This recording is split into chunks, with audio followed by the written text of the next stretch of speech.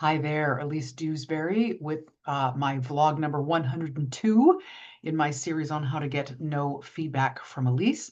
And this is part two or step two of my little mini series about pitching your musical.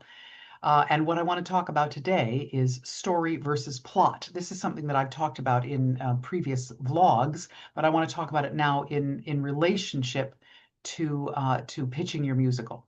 So just as a quick idea, I mean, this is semantics, but for me, when I talk about story, I'm talking about theme, the general idea. What is your story? What is your musical about? What are you trying to say with it? What are the larger themes? Versus plot, which is the action points. This happens, and then this happens, and then this happens, and then this happens. And of course, the plot is designed to illuminate the story. That should always be the case, that your plot is there in order to illuminate the story so that at the end of the day, after someone has gone through the whole plot with you, they understand what it is you're trying to say. But here's the key. When you are pitching your musical to a potential producer, they don't care about your plot. Not in the initial pitch stage. I mean, obviously, somewhere down the road, they're going to ask to see a script and it will all become very, very important. But when you are initially pitching, trust me, they do not want to hear your plot. I cannot tell you how many times I've listened to people and I've told them over and over again, don't tell them your plot. And as soon as they get in front of a producer, they start going, so she meets her in the school and then they go and they do this and then what happens is, they start telling the and then plot of the story of the musical. Try to trust me and believe nobody wants to hear that at the outset. They want a succinct, really clear idea. What is your story? What are you trying to say? One of the best ways to distill that is this is a story about a person who wants something, what they do to get it, and whether they get it or not. That's, my age old, based, from my mentor, John Sparks, about the basic thing about what a musical is about. Then they can decide if they want to hear about the plot mechanics, about how you get there. But trust me, I don't know how I can make this more clear.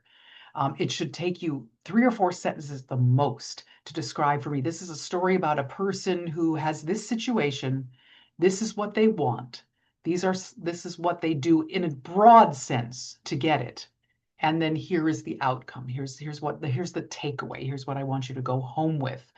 Um, that shouldn't take you more than 3 or 4 sentences, 5 tops.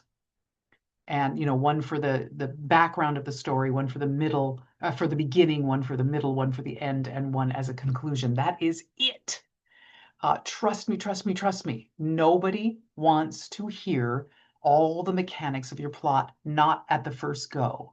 So when you're trying to get a producer's attention and they're busy people and they've got a lot of things, on their list they need to deal with, they do not need to spend their time with you. So do not waste their time. Um, Hook them with what it is that your story is about. And then if your story is interesting to them, if the idea of what it is you're trying to talk, what the takeaway is you want your audience to have, the big theme, the thematic stuff, if they're intrigued by that, then they will ask more and they will ask for your plot, or they will ask to read your script or a synopsis or whatever. Don't give it to them before that moment.